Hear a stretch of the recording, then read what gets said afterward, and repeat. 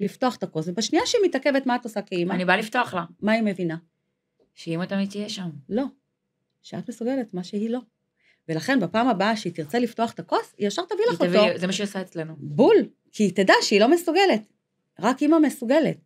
אז מה אני אומרת להורים? את יודעת, זה נקודות שלא חושבים עליהן. ברגע שהיא מנסה לפתוח את הכוס, והיא לא מצליחה, את אמורה לתמוך בה, להיות העוגן שלה שם, הביטחון שלה. ריף, תנסי עוד קצת, תראי שתצליחי. תראי, יש לנו ידיים, גם לי וגם לך, אותו דבר.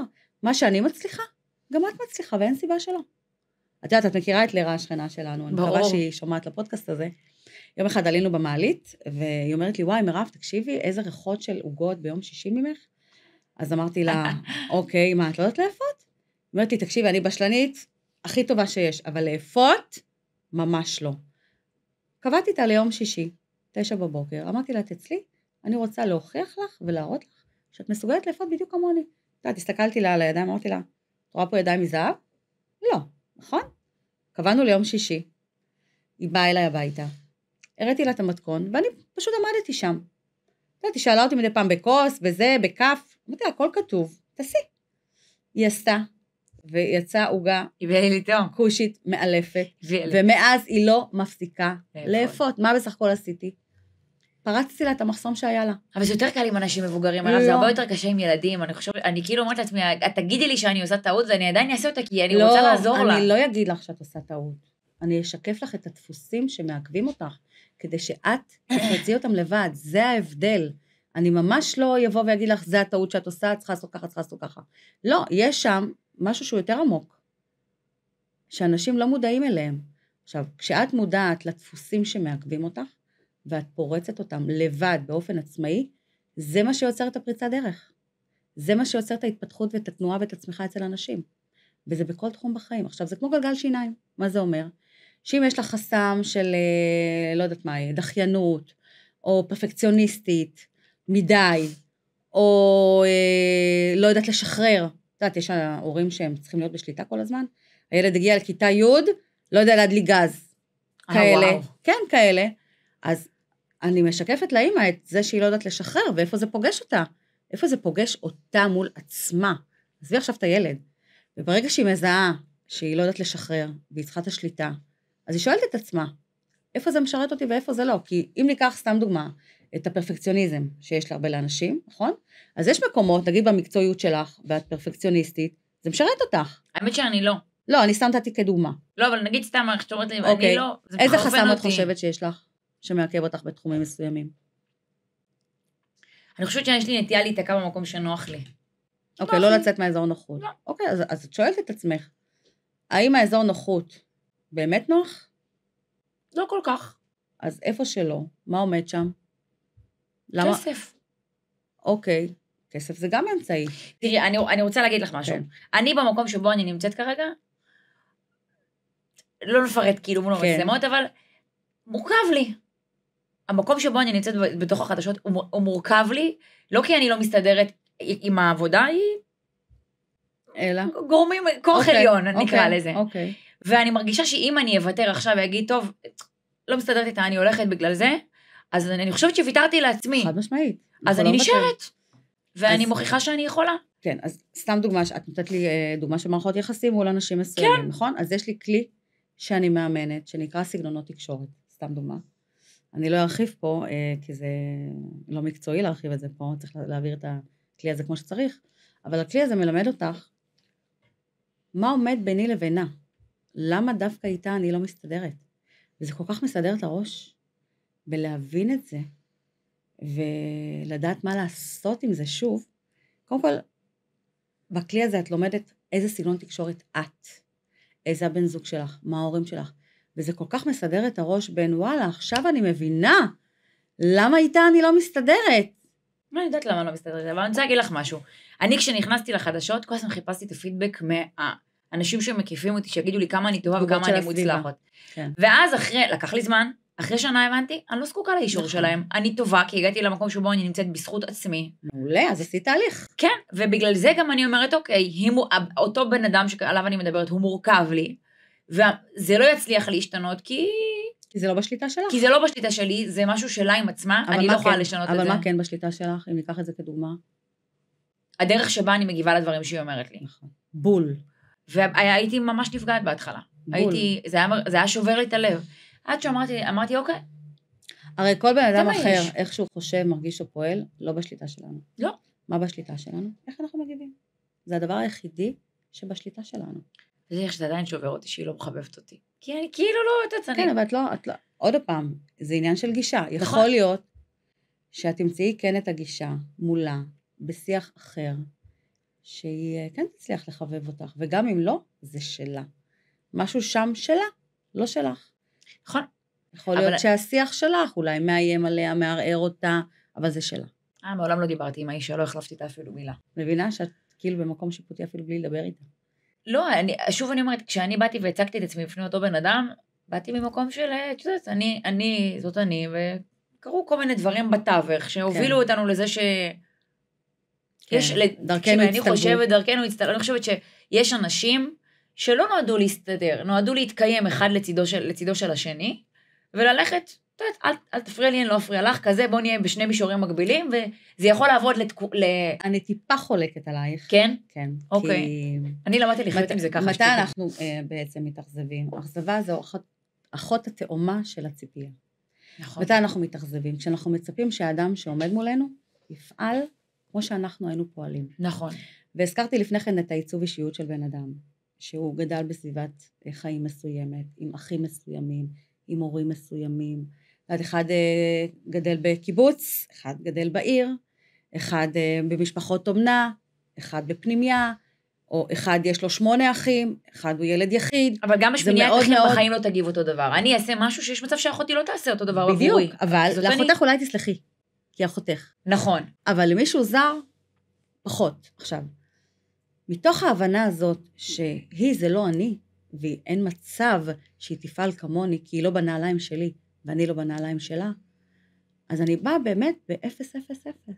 0 ביקורת, 0 שיפוטיות ו-0 אשמה לבן אדם, אלא מתוך חמלה והבנה, שוואלה, אני לא יכולה להתאכזב, כי אני גם לא יכולה לצפות.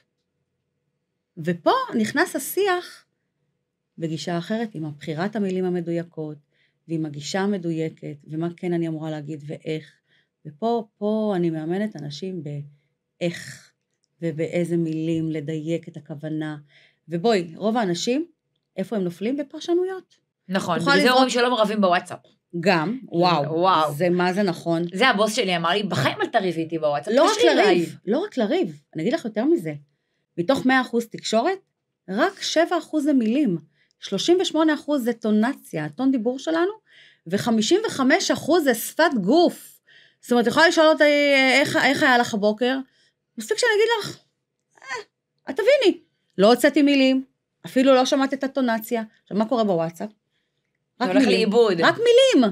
עכשיו, אני יכולה לכתוב לך משהו, ואת תקחי אותו למקום שלך, לפרשנות שלך, את אפילו לא תשאלי למה התכוונה, וכאוס, בין שני הצדדים.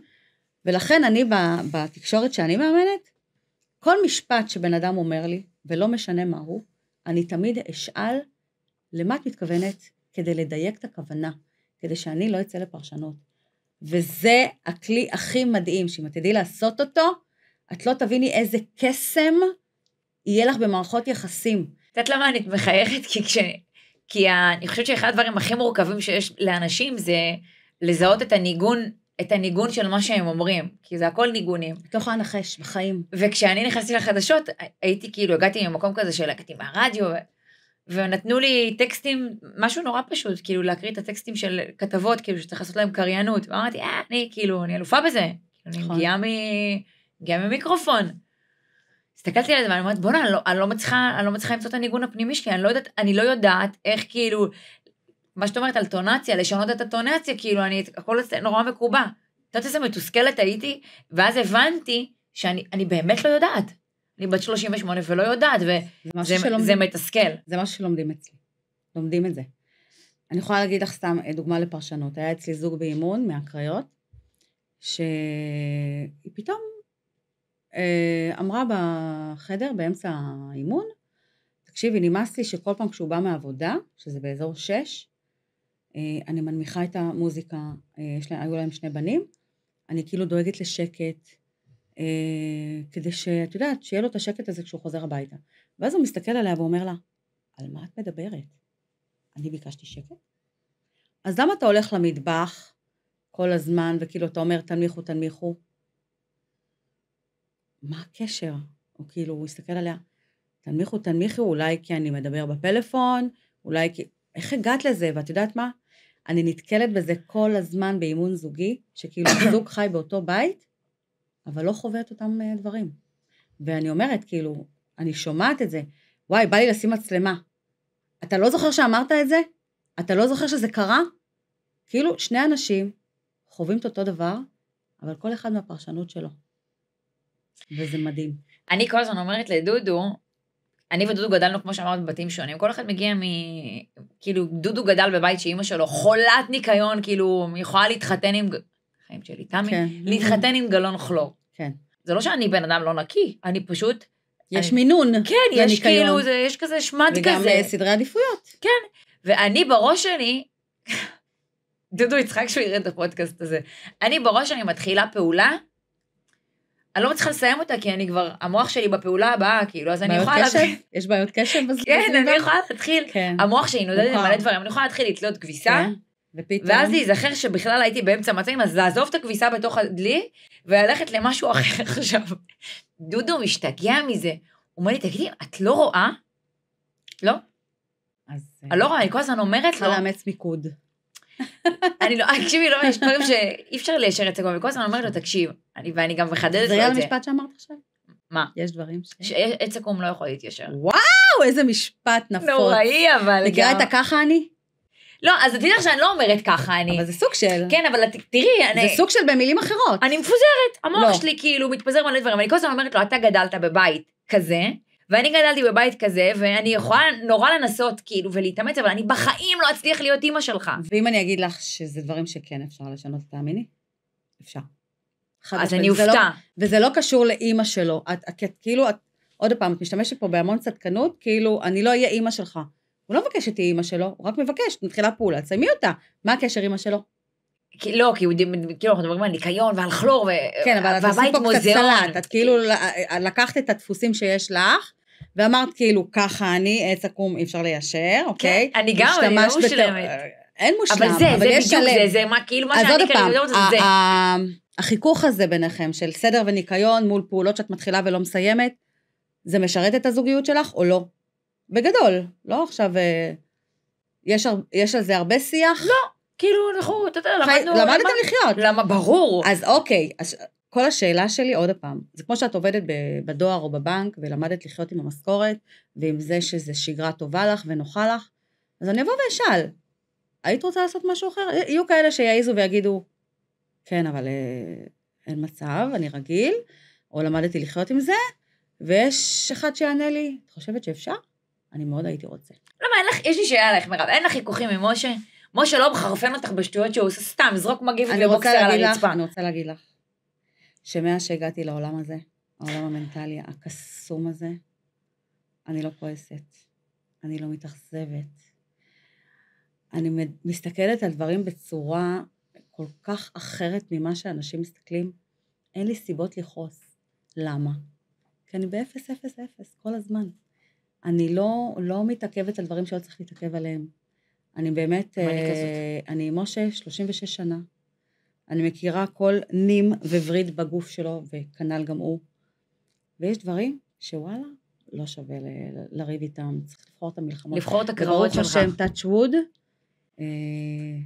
אנחנו לא רבים, כי למדנו לדבר על הדברים בשיח איכותי. למדנו לקבל דברים על מה להתפשר, על מה לא. למדנו לתת את הספייס אחד לשנייה. למדנו כל כך הרבה דברים, ובואי, יש לנו ילדים גדולים שמסתכלים עלינו, צופים עלינו מהצד. אבל את רואה את החיכוכים אצלם? ברור, כל הזמן, ברור. כן? את יודעת, אחד הדברים נתת לכם פה סקופ שאף אחד לא יודע, אבל אני התחלתי לכתוב ספר. שווה. של העולם הזה, כי לא בשביל כסף, או ממש לא, יותר בשביל חשיפה ויותר כצוואה. להשאיר חותם. כי כשאני מסתכלת מהצד על הילדים שלי, ואני רואה לפעמים את התקשורת הלקויה. כן? כן, בטח. אתה יודע, זה באוטומט. למרות שהם